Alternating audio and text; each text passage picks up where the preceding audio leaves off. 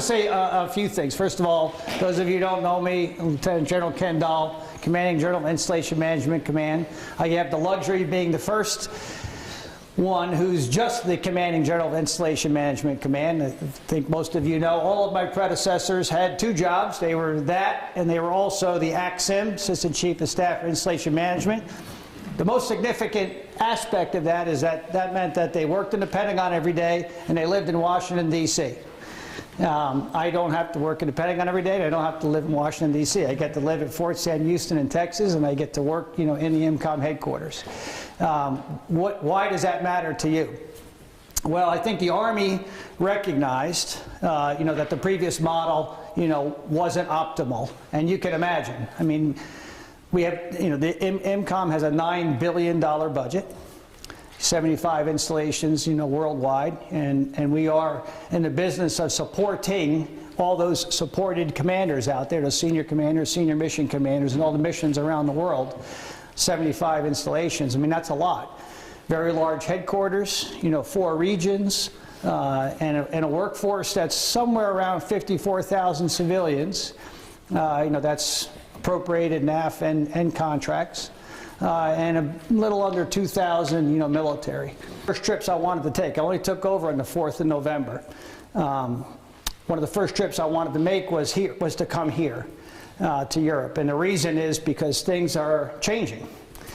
Things are changing everywhere. But as Europe, was drawing down and getting smaller and consolidating, there's a lag time in the amount of policy and manpower and resources sort of catching up with that, and then just as it catches up, guess what happens? As the mission starts to grow and change, and so that requires a lot of agility. And in the military with so many echelons, there's not a great deal of agility unless you're really personally involved in and leading it.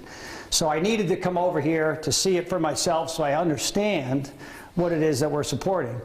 General Hodges, actually, I was going to come before Christmas. That was the original plan. And General Hodges asked me to wait till January to come now because he was holding his commanders conference, and he was right to do that. It's had for a number of years. The civilian evaluation system has no force distribution. Okay, there's a lot of value in a force distribution. So I went to UNC Chapel Hill, studied social psychology, and I remember that they did a survey, and something like 99% of the people consider themselves above average.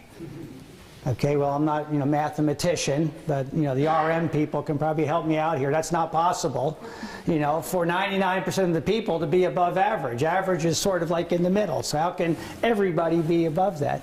But it's very healthy for somebody in your behavioral psychology to see yourself that way. So I don't want to discourage that. But when it comes time for performance evaluation and you're sitting down with a supervisor, that's the time to get real. That's the time for that supervisor to say, here's where you're firing all cylinders, here's where you're firing half of your cylinders, and here's where you're missing the mark. So there is nothing wrong with being number 2. And there's nothing wrong with being number 3. Because when you know that, and it's very candid, then you can be steered towards the training that you need, and the developmental opportunities that you need, and the mentoring that you need to go from being 3 to 2 to 1. But if you sit down and you're really a 3 and somebody says you're a 1, none of that's happening. Okay? That's not good. That's not healthy. And it is against our human nature to do what I just described, which is why officers have been forced to do it, for the last 20 years. And now our NCOs are being forced to do it as well. And I would love to see, the civilian evaluation system change so that you're also forced to do it, because I know it's against human nature to do it. But I think that, you understand what I'm saying is correct. I mean, it sort of has to be that way. People aren't going to be better if they're not being honestly and deliberately counseled and helped out. It's not okay to be 3 5 times in a row. Okay, then you're heading for the door. But it's also not okay to be told you're a 1 5 times in a row when you were never a 1 and you're not improving. And then finally somebody says you're not a one. You're like, it's the first time anybody ever told me that. Well, I'm sorry to be the first one to tell you that, but it's been true for a while. You know, I mean, if you're going to be a lean organization and you're going to have extraordinary responsibilities to deliver, and you're going to have to be agile, and you're going to have to be transparent and have this kind of communication, and everybody has to be a strong swimmer. Everybody has to be a strong swimmer. And you don't become a strong swimmer without sort of that kind of communication that I was just describing. That force distribution is what forces supervisors to counsel their people. And I will just tell you, I've been forced to do it, and I think in every single case, to be honest with you, and I don't know if somebody sees it differently, in every single case, the person was grateful, you know, to hear it.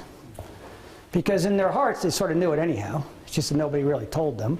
And then they were steered towards, here's where you need to improve. And then, I mean, people want to do good work. At least I believe that.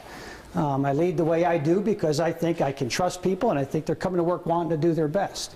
If we're not providing them the feedback that they need to work on that, you know, then I think, you know, we're failing as leaders. So I can't provide you with a force distribution evaluation system to make you do that, although I'm advocating for it. You may have heard about New Beginnings. You know, New Beginnings is going to be a new civilian evaluation system. It rolls out this spring. They're going to have phased rollout, so I don't know when it comes to us. It's going to go from 7, how many, what are there, 5 now? Levels? We're going from 5 levels to 3 levels, right. Well, I told Ms. Watt, I said, it doesn't matter whether you have 2 levels or 17 levels if everybody gets a 1. You know, so I don't like the New Beginnings already. You know, so I don't want new beginnings, you know. But, you know, again, this is much bigger than just MCOM, so I can't affect it.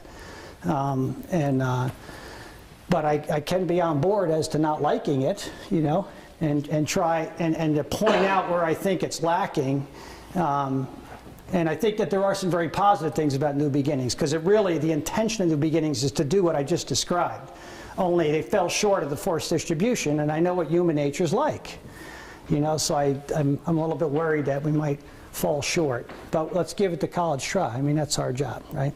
We're going to be asked to incorporate. Let's incorporate. Let's do our very, very best. And, you know, hopefully inspire you to have that courage to do that hard stuff there. So, sir, I'm going to give you the hook. Okay, time to go. All right, so that's good because you all need to get back to work anyhow. So, all right, so thank you very much for hosting Sergeant Major and I. God bless you all. Take care.